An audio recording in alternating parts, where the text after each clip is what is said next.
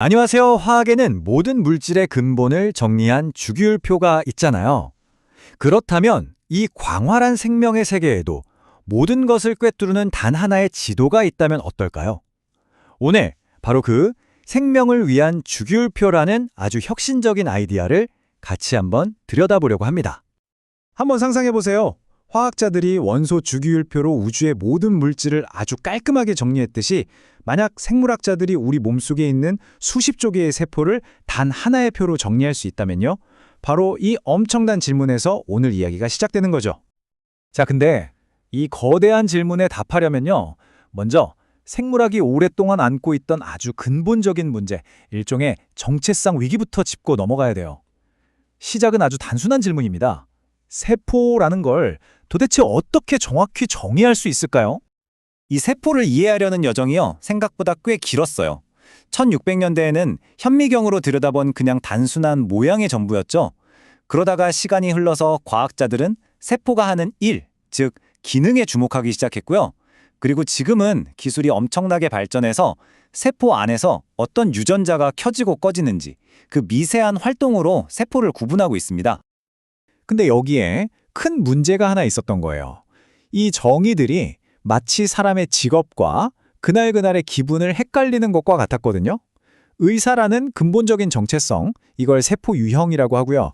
그 의사가 피곤하다거나 기분이 좋다 같은 일시적인 세포 상태가 있는데 이 둘을 제대로 구분할 기준이 없었던 거죠. 완전 헷갈리는 상황이었어요. 과학자들은 이 혼란을 정리할 방법을 계속 찾고 있었죠. 바로 그때 이 문제를 해결하기는커녕 오히려 거대한 데이터의 쓰나미를 몰고 와서 상황을 더 흥미진진하게, 어떻게 보면 더 복잡하게 만든 기술이 등장하는데요. 그게 바로 단일세포 혁명입니다. 단일세포 RNA 시퀀싱, 줄여서 scRNA-seq. 이름은 좀 복잡하게 들리는데 개념은 생각보다 간단해요. 예전에는 조직을 믹서기에 갈아서 평균적인 맛만 보는 주스처럼 연구했다면 이제는 바구니에 담긴 과일 하나하나의 맛을 다 보는 것처럼 수천 개 세포 하나하나의 개성을 동시에 파악할 수 있게 된 뭐랄까 완전 게임 체인저였던 거죠. 이 새로운 기술로 췌장처럼 완전히 다 자란 조직을 들여다보니까 처음에는요, 모든 게 좋아 보였어요. 문제가 해결된 줄 알았죠. 보시는 것처럼 알파세포, 베타세포, 종류별로 아주 깔끔하게 딱딱 나눠졌거든요. 아마 과학자들은 역시 우리가 맞았구나 싶었을 겁니다. 자, 그런데 말이죠. 이야기는 여기서부터가 진짜예요. 아직 막 성장 중인 조직, 그러니까 세포들이 끊임없이 변하고 있는 곳을 들여다봤더니 그 깔끔했던 경계선들이 완전히 허물어져 버린 거예요. 마치 무지개처럼 어디부터가 빨강이고 어디까지가 주황인지 구분이 안 되는 그런 거대한 혼돈의 스펙트럼만 보인 거죠. 이 어마어마한 데이터의 홍수 속에서 과학자들은 거의 길을 잃을 뻔했어요. 이 혼돈 속에서 도대체 어떻게 다시 질서를 찾을 수 있을까? 바로 이 질문이 완전히 새로운 해법으로 이어지게 됩니다. 그 해답은요, 의외로 되게 간단한 아이디어에서 나왔어요. 시끄러운 기분은 잠깐 무시하고 변하지 않는 직업에만 집중하자. 바로 이거였죠. 즉, 세포의 일시적인 상태와 근본적인 유형을 분리해서 보자는 거였습니다. 그 핵심은 바로 세포의 총감독 역할을 하는 아주 특별한 유전자들, 전사인자에만 집중하는 거였어요. 수많은 유전자들 중에서도 이 감독 유전자들의 조합, 이걸 핵심 조절 복합체, CORC라고 부르는데요. 이게 바로 절대 변하지 않는 세포의 주민등록증과 같다는 걸 발견한 겁니다. 그래서 연구자들이 아주 똑똑한 3단계 필터링 방법을 쓴 거예요. 첫 번째, 모든 유전자를 다 사용해서 전체 데이터를 봐요. 그럼 당연히 유형과 상태가 뒤죽박죽 섞여서 혼란스럽겠죠. 두 번째, 이번엔 오직 감독 유전자라는 특수 필터로만 데이터를 다시 봅니다. 그랬더니 근본적인 유형들이 모습을 드러내는 거예요.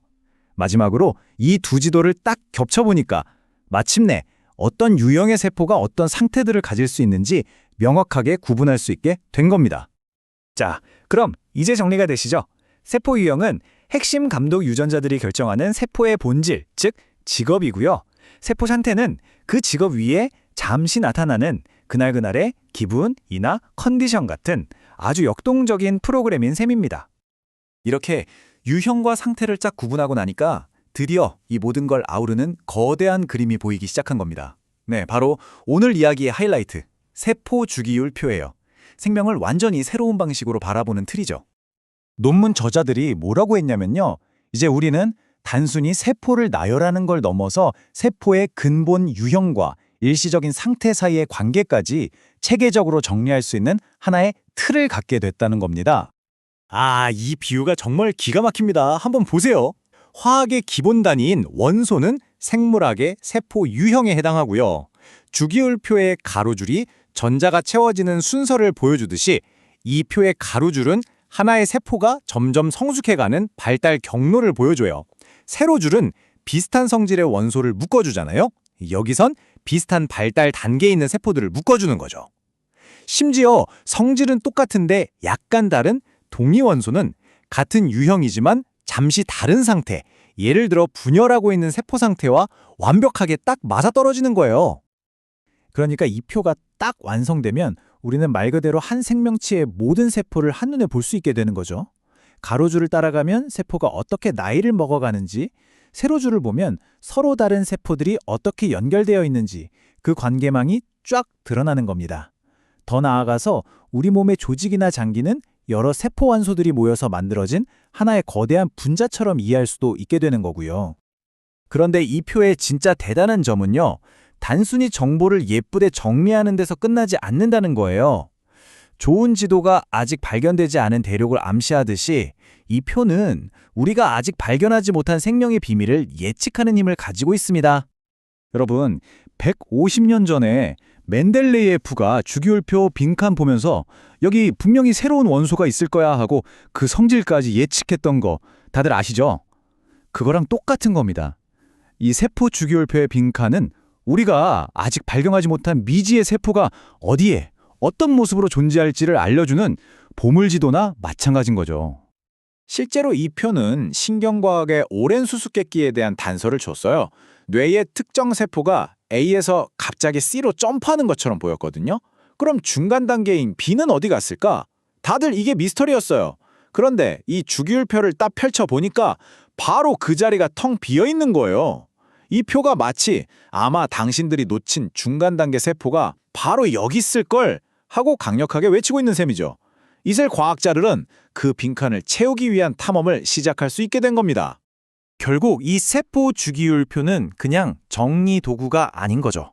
아기가 어떻게 어른이 되는지, 암세포는 왜 생겨나는지, 그리고 수십억 년에 걸친 생명의 진화는 어떻게 이루어졌는지, 이 모든 근본적인 질문에 답할 수 있는 완전히 새로운 차원의 렌즈를 우리에게 주는 겁니다.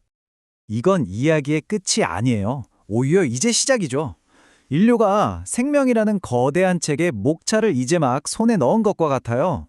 이 새로운 지도를 들고 우리는 앞으로 또 어떤 미지의 대륙을 발견하게 될까요?